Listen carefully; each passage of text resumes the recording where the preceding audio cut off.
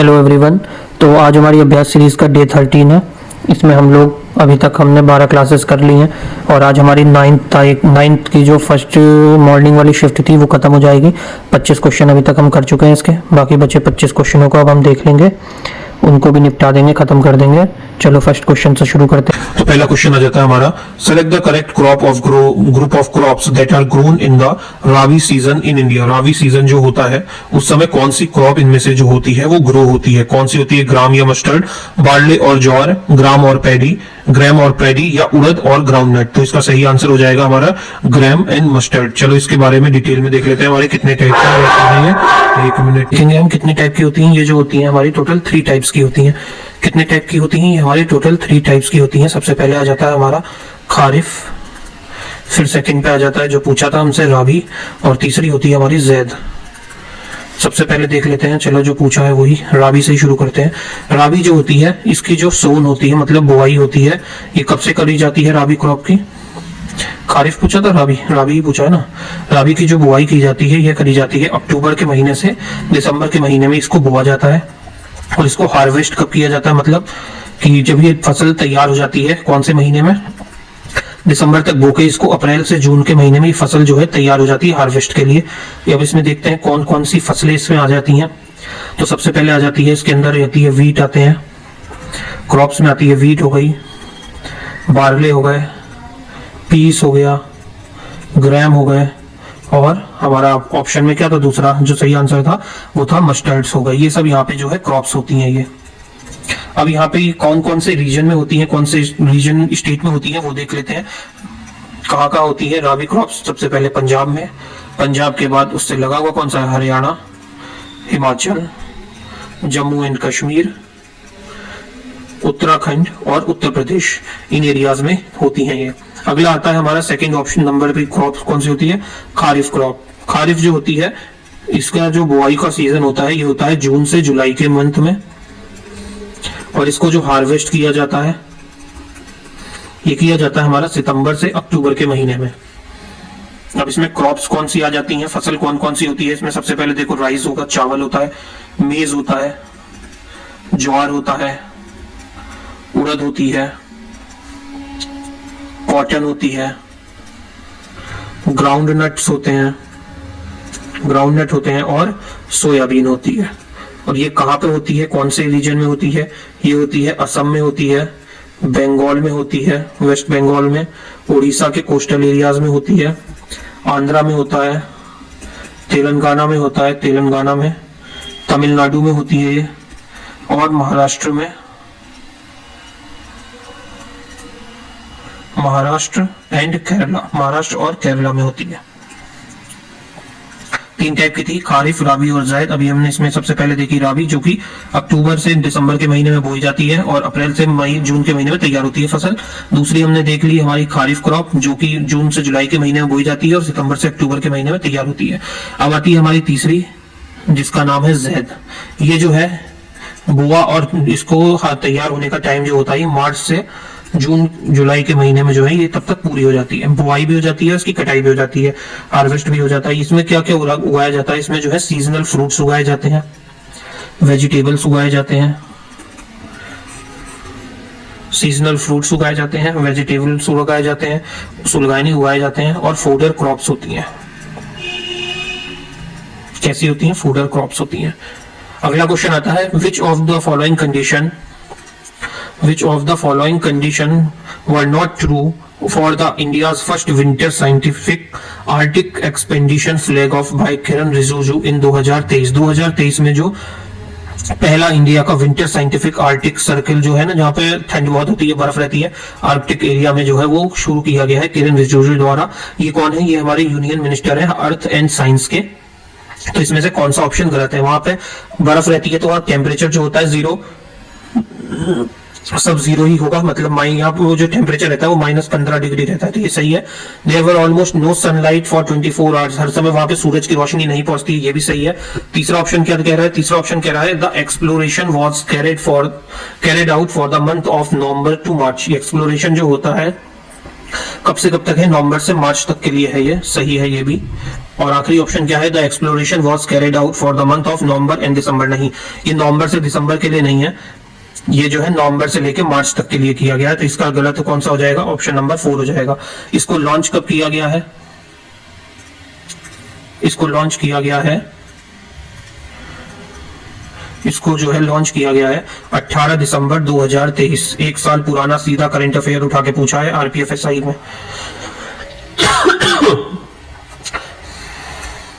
अगला question, which of the following pH value indicates the neutrality in solution. कौन सी pH value जो होती है इनमें से वो बताती है कि सामान्य है, न्यूट्रल है बिल्कुल। तो क्या होती है pH वैल्यू, वो होती है हमारी pH वैल्यू 7, जो बताती है कि बिल्कुल ये सामान्य है, पीने योग्य है और बिल्कुल नेचुरल है। हमारी जो pH वैल्यू होती है वो 0 से लेके कहां तक होती है, 0 से लेके शुरू होती है और ये 13 तक रहती है। 13 तक जो होती है ये pH वैल्यूज होती हैं। इसमें 0 से लेके जो 6 तक होती है वो होती है एसिडिक। 7 हमारी जो होती है वो हमने देखा अभी कौन सी होती है, न्यूट्रल होती है। और उसके बाद 8 से लेके 13 तक ये कैसी होती हैं, ये एल्कलाइन होती हैं। एल्कलाइन वाटर भी पिया जाता है ना, पेट के लिए बहुत अच्छा होता है, एल्कलाइन होती हैं। अब इसमें कुछ हम देख लेते हैं जो कि बार बार ये पूछता है, रेलवे वाले बार बार इसको जो है पूछते हैं। चलो उससे देख लेते हैं, कुछ इसमें से सिलेक्टेड है। जैसे एसिड रेन, एसिड रेन का pH स्केल भी पूछ लेता है, pH वैल्यू क्या होती है एसिड रेन की, तो होती है 5 से लेके 5.5 तक रहती है। सेकंड, ब्लड, हमारा ब्लड जो है, ब्लड की कितनी होती है pH वैल्यू, ब्लड की रहती है 7.34 से लेके 7.45 तक। ऐसे ही थर्ड हमारा देख लेंगे प्योर वाटर, प्योर वाटर की कितनी होती है, प्योर वाटर जो न्यूट्रलाइज्ड होता है तो उसकी 7 होगी। ऐसे ही अगला देखेंगे मिल्क, दूध की कितनी होती है, दूध जो होता है 6.5 से लेके 6.7 रहता है। 5th नंबर पे आ जाता है हमारा गैस्ट्रिक जूस, जो कि हमारे लीवर से निकलता है गैस्ट्रिक जूस। इसका pH वैल्यू कितनी होती है, 1 से लेके 3.5, मतलब कि एसिडिक होती है। एसिडिटी जो होती है ना बॉडी में, उसका ये जो होता है गैस्ट्रिक जूस, ये कॉम्बिनेशन होता है हमारे HCl का और लिपेज और पेप्सिन का, ये बायो में पढ़ा होगा तुमने। फिर हमारा थूक जो है सलाइवा, सलाइवा कैसा होता है, एसिडिक होता है कि अल्कलाइन होता है, ये जो होता है 6.2 से 7.0, मतलब कि एसिडिक और स्लाइटली न्यूट्रल होता है। लेमन जूस, लेमन जूस कैसा होता है, एसिडिक होता है कि अल्कलाइन होता है, लेमन जूस 2.2 से लेके 2.4, मतलब कि ये भी एसिडिक होता है। नेक्स्ट आ जाता है यूरिन, हम जो यूरिन करते हैं, यूरिनेशन होता है, वो कैसा होता है, एसिडिक होता है कि बेसिक होता है, वो भी एसिडिक से होता है हमारा, 4.5 से लेके 8 रहता है। विनेगर, मतलब कि विनेगर कितना, 2 से 3। विनेगर को हिंदी में क्या कहते हैं, मैं देखो भूल रहा हूँ इसका नाम, अरे गन्ने से भी निकलता है ये, याद आएगा तो बताता हूँ अभी।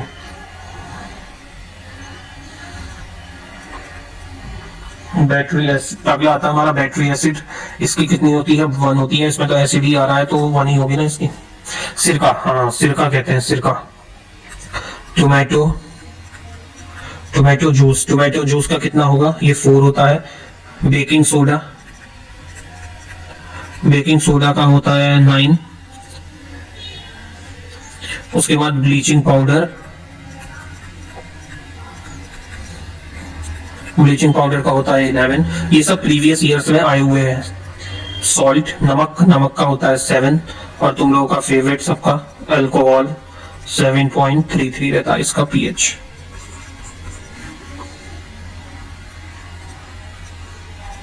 अगला क्वेश्चन आता है, भारत में कृषि क्लिनिक और कृषि व्यवसाय केंद्र ACABC योजना के संबंध में निम्नलिखित में से कौन सा कथन गलत है।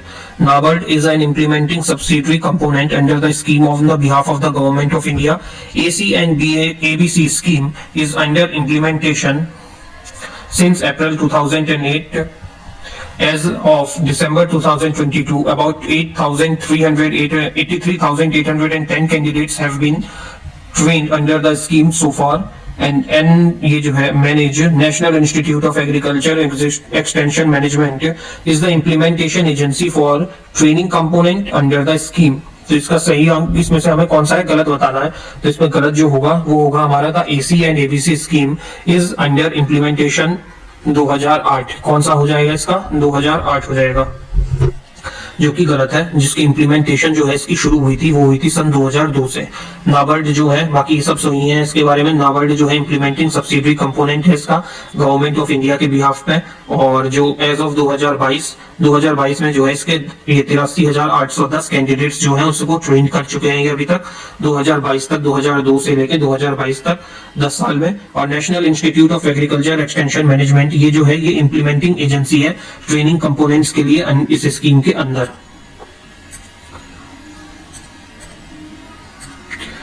इसको कब स्टैब्लिश किया गया था? ये किया गया था 2002 में स्टैब्लिश हुई थी। इसमें जो है ये एग्री क्लिनिक जो होती है ये प्रोवाइड कराती है। एग्री क्लिनिक क्या करती है? प्रोवाइड कराती है हमें एक्सपर्ट एडवाइस। ये प्रोवाइड कराती है एक्सपर्ट एडवाइस और सर्विसेज। किसको? एक्सपर्ट एडवाइस और सर्विसेज हमारे फार्मर्स को। ये काम होता है एग्री क्लिनिक का। ये जो AC था।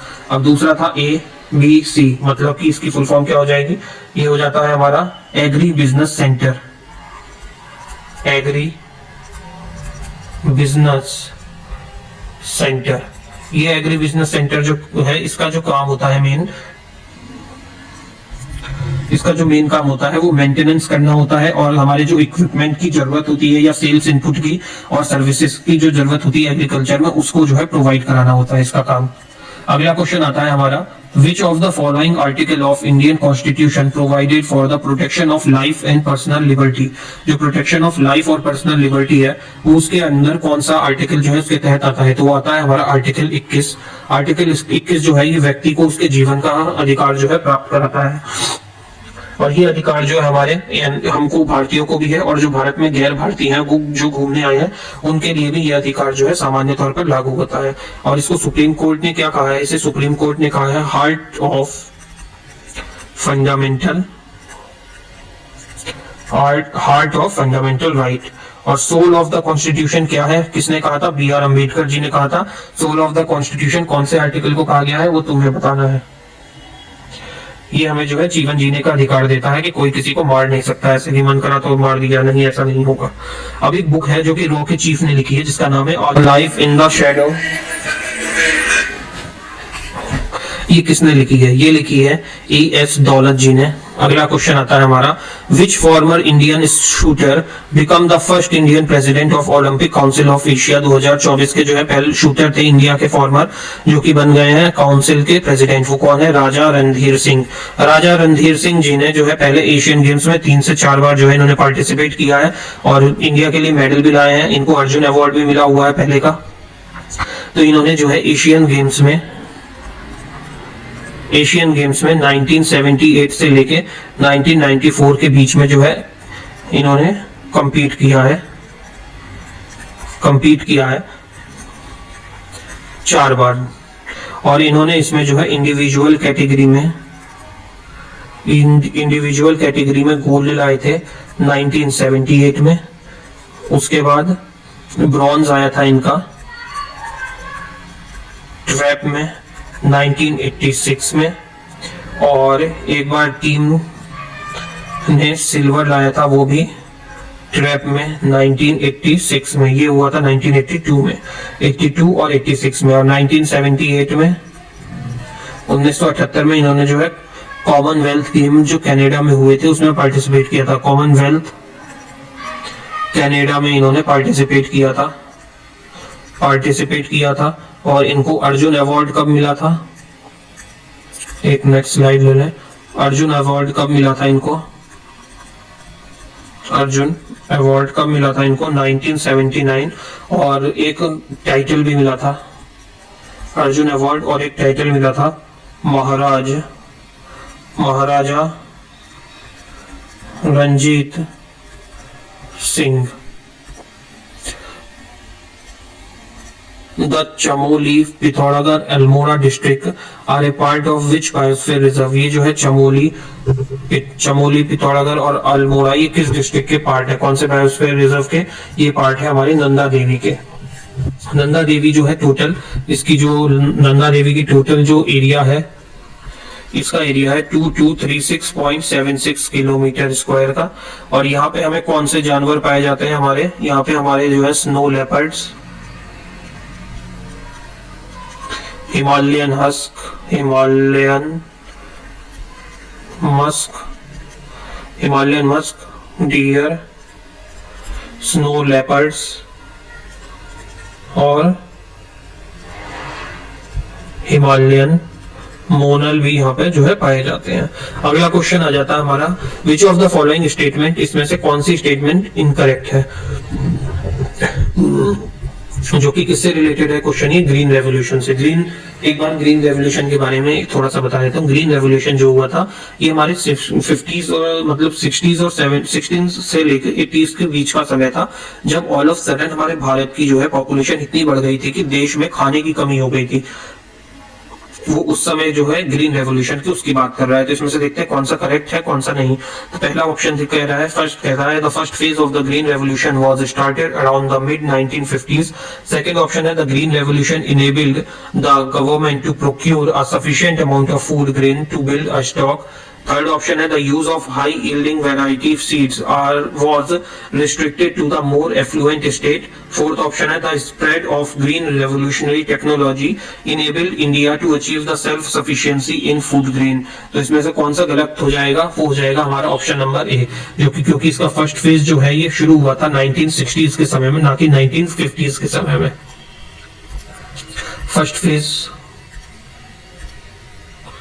जो फर्स्ट फेज हुआ था वो 90s 60s के समय में हुआ था, 50s में नहीं, 1960 के समय में हुआ था।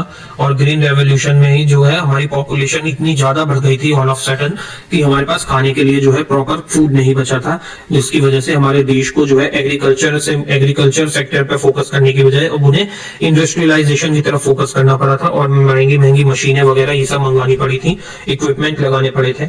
और इसका सेकेंड फेज जो होता है वो होता है 1970 से लेके 1980 के बीच में सेकेंड फेज आता है। तो ये दो फेजों में हुआ था हमारा ग्रीन रेवोल्यूशन। कौन कौन से, फर्स्ट फेज था 1960 का और सेकंड फेज था 1970 से 80 के बीच में।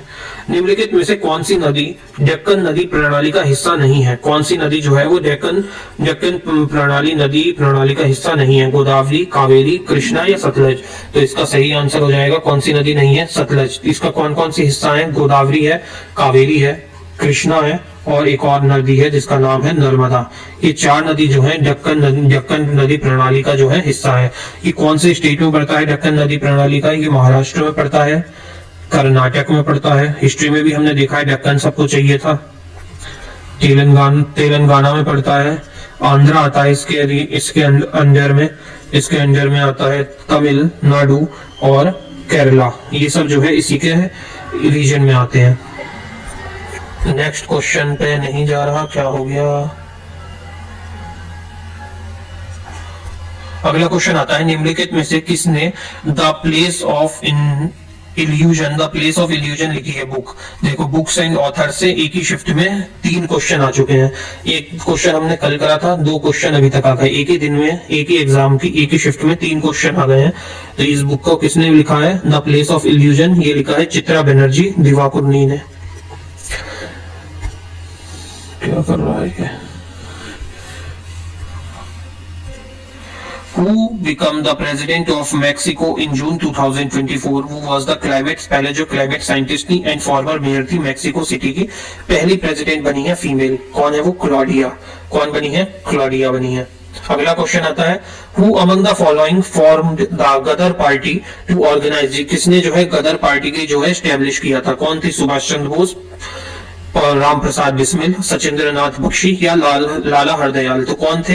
ये जो है पार्टी फॉर्म करी थी, 2 जनों ने मिलकर फॉर्म करी थी। एक तो थे हमारे लाला हरदयाल जी और दूसरे थे हमारे सोहन सिंह, जिन्होंने जो है ये पार्टी को फॉर्म किया था। सुभाष चंद्र बोस की कौन सी पार्टी थी? इनकी पार्टी थी द फॉरवर्ड ब्लॉक।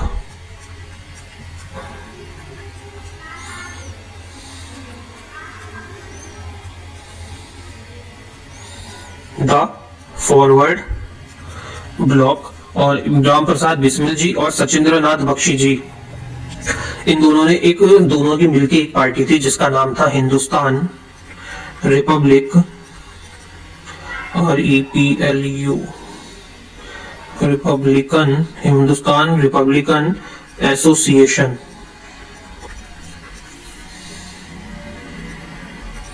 इन दोनों लोगों की मिलके एक अलग पार्टी थी। तो गदर पार्टी किसने बनाई थी? गदर पार्टी बनाई थी किसने? लाला हरदयाल जी ने, और उनके साथ थे लाला हरदयाल और साथ में उनके थे सोहन सिंह। इन दोनों जनों ने मिलकर जो है गदर पार्टी को फॉर्म किया था। कब से कब तक थी ये पार्टी? 1913 में बनाई गई थी और 1948 में इसको डिमोलिश कर दिया गया था इस पार्टी को। इसका हेडक्वार्टर कहाँ पे था? इसका हेडक्वार्टर जो था इस सैन फ्रांसिस्को के युगेंतारा आश्रम में था।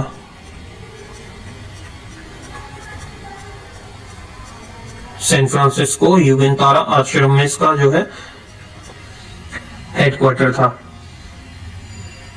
और गदर पार्टी जो है, गदर पार्टी का जो ओल्ड नेम था, ओल्ड नेम क्या था इसका? गदर पार्टी का पुराना नाम जो था वो था Pacific coast Hindustan association. Pacific coast Hindustan association इसका फॉर्मल नेम था। अगला क्वेश्चन आता है कि जो सेंसस हुए थे 2011 के, उसमें चाइल्ड सेक्स रेशियो क्या था? 1950 से टोटल पूछा, 1951 से लेके 2011 तक में 1000 मेल पे कितने जो है जो हमारा फीमेल रेशियो है वो क्या है? बढ़ा है कि घटा है? तो वो जो हुआ है घट गया है फीमेल रेशियो 1000 पे। अभी जो 2011 सेंसस के हिसाब से 1000 बच्चों, 1000 जो मेल हैं, क्या कहते हैं, मेल जो वो है इन्फेंट्री, उनमें जो है फीमेल की संख्या कितनी है? 919 है।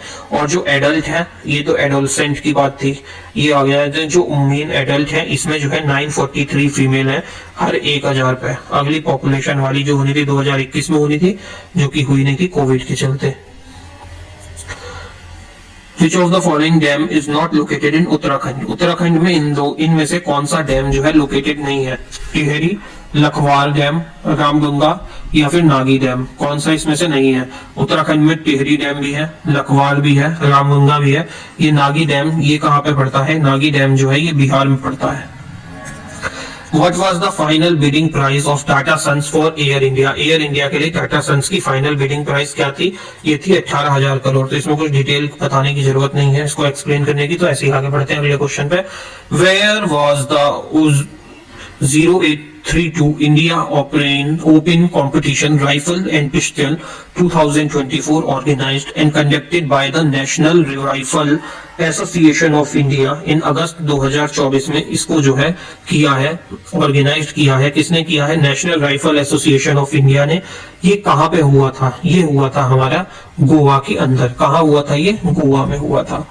अगला क्वेश्चन है the carriage of goods by sea bill 2024 introduced in Lok Sabha 9 August 2024 में seek to replace the Indian carriage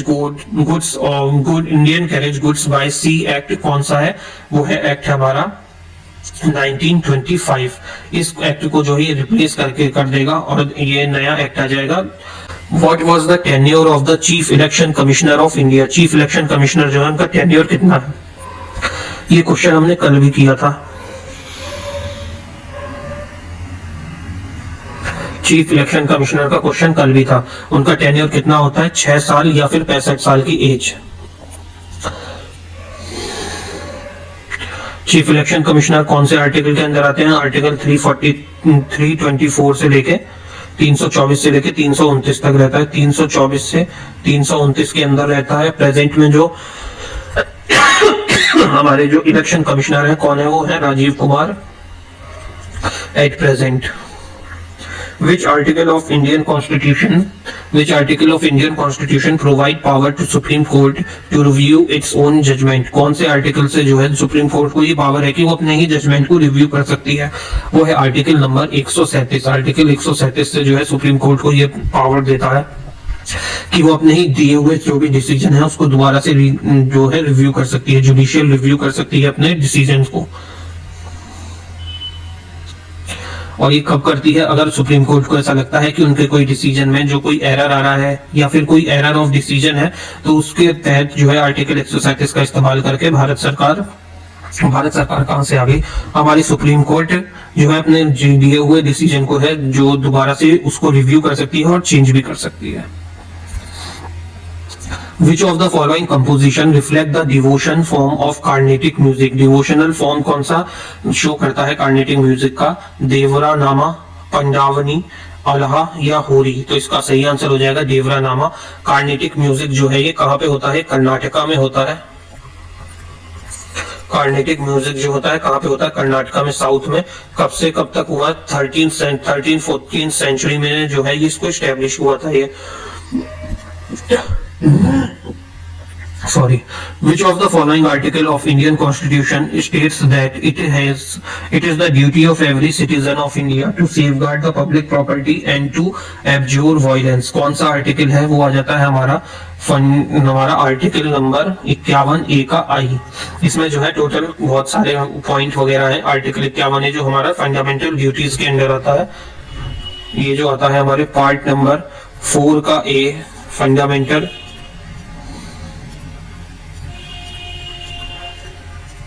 duties आ जाती हैं इसी के अंदर हमारी, उसी का ये पार्ट है। ये लास्ट क्वेश्चन है, इसका जवाब खुद देना तुम सर्च करके, ठीक है। Thank you. यहां तक किसी ने देखा है वीडियो को तो लाइक करना, सब्सक्राइब करा देना, अपने घर में भी सब्सक्राइब करा दो, कोई हो तो यार दोस्त को भी बता देना, सब्सक्राइब करा लेना। अगली क्लास में मिलते हैं। अभी इसमें हम कल जो है मोस्ट प्रोबेबली शायद इसकी हम क्लास को रखेंगे छोटा, और साथ में एक और क्लास करेंगे जो कि हमारे वो होगी गुप्ता पीरियड के MCQs वगैरह फॉर्म में, हम उसको कंप्लीट कर देंगे क्लास को। ठीक, मिलते हैं नेक्स्ट क्लास में। चलो तब तक के लिए जय श्री राम।